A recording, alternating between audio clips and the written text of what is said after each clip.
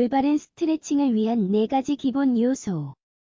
운동 전후에 스트레칭할 때 호흡을 조절하고 움직임과 동기화되도록 하는 게 매우 중요하다. 아마 모든 종류의 스트레칭에 대해 이미 알고 있을 수도 있다.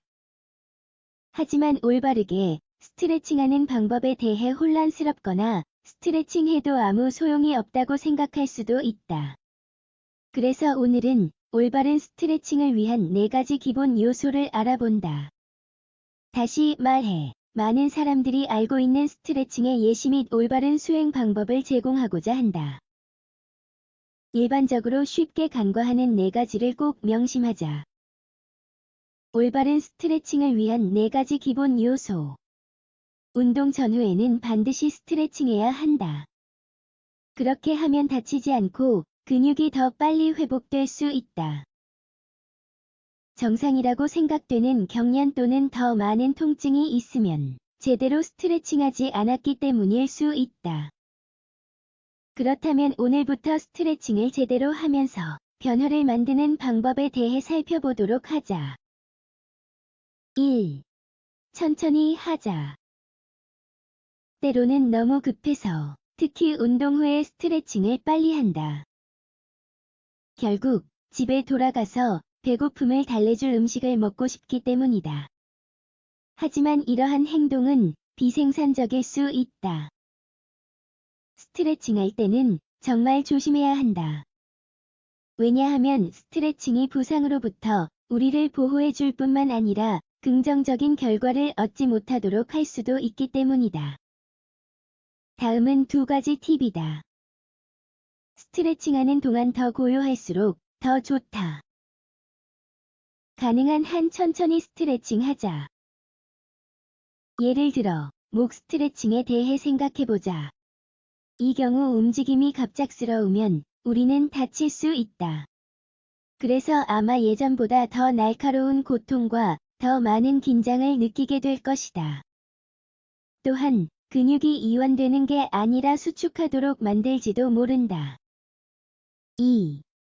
스트레칭하면서 근육을 당기자. 올바르게 스트레칭하는 또 다른 방법은 근육을 조금 당기는 것이다.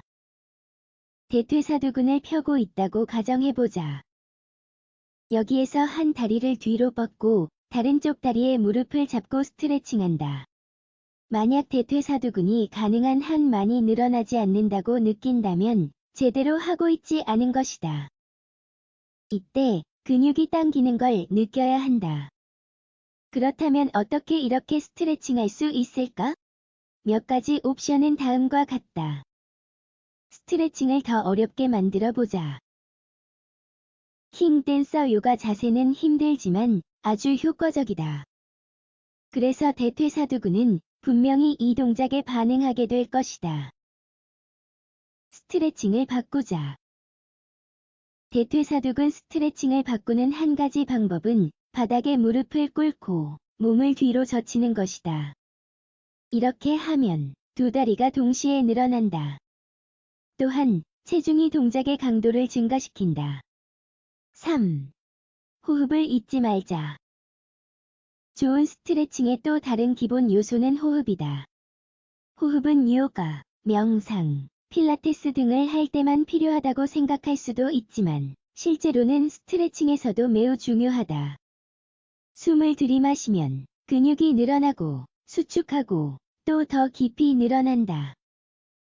예를 들어 삼두근을 스트레칭하는 경우 팔을 구부려 머리 뒤로 가져가면서 숨을 들이마신다. 천천히 하고 다른 손으로 밀면서 계속 호흡하여 스트레칭을 더 강하게 만든다. 그런 다음 천천히 힘을 풀고 팔을 시작 위치로 되돌려 놓으면서 숨을 내쉰다. 숨을 내쉬면 근육이 이완하고 숨을 들이마시면 근육이 늘어난다. 4. 충분히 길게 스트레칭 하자.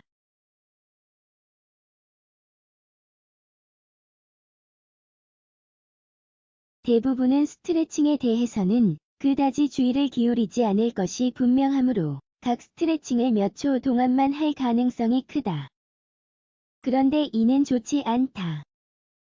반드시 평균 30초 동안 각 스트레칭 자세를 유지해야 한다. 처음에는 어려울 수 있지만 분명 효과가 있을 것이다. 그리고 시간이 지나면서 자신이 점점 더 유연해지는 걸 발견하게 될 것이다. 스트레칭의 힘. 스트레칭의 가치를 과소평가하면 부상, 경련 및 유연성 저하가 나타날 수 있다. 그러므로 우리는 위에서 중요한 스트레칭 팁에 대해 다루어 보았다.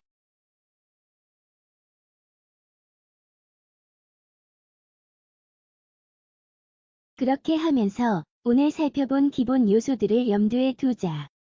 운동 후 얼마나 피곤하거나 바쁜지는 중요하지 않다.